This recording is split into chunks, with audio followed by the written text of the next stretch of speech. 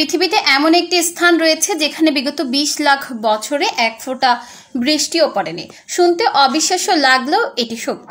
তবে আশ্চর্যের বিষয় হলো এই জায়গাটি কোনো মরুভূমি নয়, বরং বরফে ঢাকা এক রহস্যময় অঞ্চল।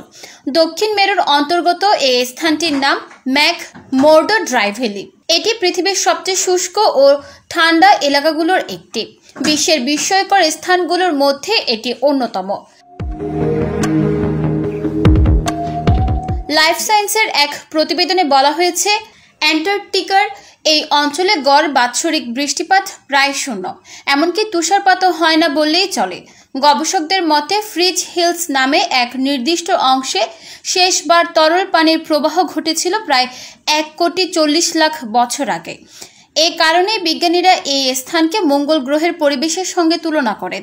নাসা পর্যন্ত তাদের রোভার ও যন্ত্রপাতি এখানকার কঠিন ও জীবাণুহীন পরিবেশে পরীক্ষা চালিয়ে থাকে। ম্যাকমোর্ডো ড্রাই ভ্যালির চারপাশে রয়েছে উঁচু পর্বত ও বরফের প্রাচীর, যার ফলে বাইরের আর্দ্রতা সেখানে প্রবেশ করতে পারে না। এ কারণে এই অঞ্চলে কোনো মেঘ গঠিত হয় না এবং স্বাভাবিকভাবে বৃষ্টিও পড়ে না। এটি যেন পৃথিবীর এক জীবন্ত ডেড জোন, যেখানে প্রকৃতি নিজেই আর্দ্রতার প্রবেশ নিষিদ্ধ করে রেখেছে।